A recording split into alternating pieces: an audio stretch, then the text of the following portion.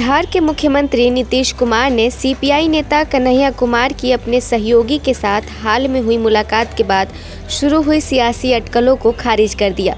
उन्होंने कहा कि मुलाकात के दौरान कोई राजनीतिक बात नहीं हुई है। लोजपा सांसद चंदन कुमार सिंह और मुख्यमंत्री के बीच रविवार शाम हुई मुलाकात और उसके बाद कन्हैया की बिहार के मंत्री अशोक चौधरी से मुलाकात को लेकर जदयू के प्रदेश मुख्यालय में बुधवार को पत्रकारों द्वारा पूछे गए प्रश्न पर नीतीश कुमार ने कहा कि आप तो जानते हैं कि मेरे पास मुख्यमंत्री पद की जिम्मेदारी है।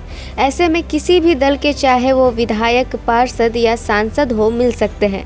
जो भी मिलने आते हैं उन्हें हम समय देते हैं। वो आए थे अपने क्षेत्र की बात को लेकर, इसके अलावा कोई बात नहीं है। कन्हैया तो हमसे भी पहले मिले हैं और उसके अलावा उनकी पार्टी के विधायक हैं, वो भी हमसे मिले हैं। जो भी हैं हमसे मिल सकते हैं, लेकिन कोई विशेष बात नहीं, इसमें कोई राजनीतिक बात नहीं हुई है।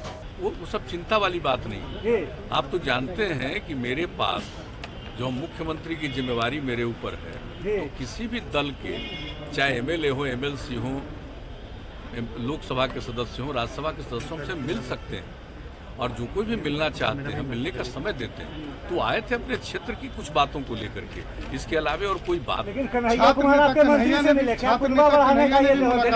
तो हमसे भी पहले मिले और उसके अलावे उनके जो पार्टी के एमएलए हैं वो भी हमसे मिले। तो जो लोग भी मिल सकते हैं, लेकिन कोई विशेष उनके समझ में अपने इलाके के बारे में कोई समस्या है, कोई काम है, उसी को लेकर के आते हैं। कोई राजनीतिक बात नहीं। आरक्षण को लेकर एक सवाल पर नीतीश कुमार ने कहा कि आरक्षण का लाभ जिनको मिल चुका है उन्हें नहीं मिलना चाहिए। ऐसी कोई बात नहीं है। आरक्षण का नियम प्रदेश और केंद्र स्तर पर पहले से लागू है। अनुसूचित जाति, जनजाति और पिछड़े वर्ग को ही नहीं बल्कि आर्थिक आधार पर भी लोगों के लिए आरक्षण का प्रावधान कर दिया गया है। मेरे हिसाब से ऐसा कुछ नहीं है।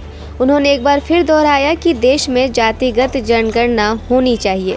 कि आरक्षण का लाभ जिनको मिल रहा है उनको नहीं मिलना चाहिए, ऐसी तो कोई बात है नहीं। अपने यहाँ का जो नियम है आप तो जानते हैं बहुत पहले से लागू है, और केंद्र का भी नियम है वह भी पहले से लागू है जो आरक्षण का है।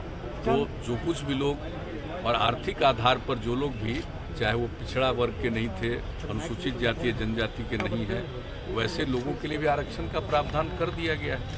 तो मेरे हिसाब से तो ऐसा कुछ नहीं है कि जो आरक्षण का प्रावधान है वो प्रावधान नहीं चलेगा। हाँ, आरक्षण के प्रावधान में कोई परिवर्तन की बात हो, जैसे दिल्ली, हम लोगों के यहाँ तो जो पिछड़े वर्ग के लिए आरक्षण है उसमें पिछड़ा वर्ग और अति पिछड़ा वर्ग दो अलग आइडेंटिफाइड है।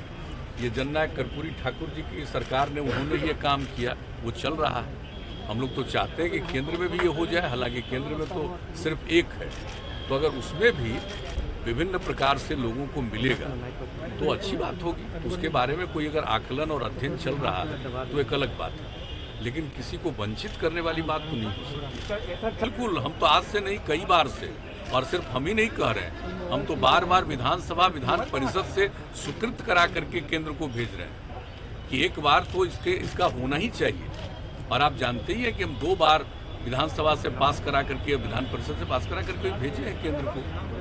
तो जाति आधारित जनगणना एक बार तो कर ही लेना चाहिए। पहले होता था और पिछले कई वर्षों से, आज़ादी के पहले से ही वो बंद हो गया, लेकिन हम लोग तो इसके बारे में कह रहे हैं ऐसा हो जाने से कम एक एक चीज़ की सही जानकारी मिल जाएगी। किस जाति के कितने लोग हैं और उनके लिए क्या करना चाहिए, इन सब चीज़ों के बारे में कोई भी निर्णय लेना बेहतर होगा।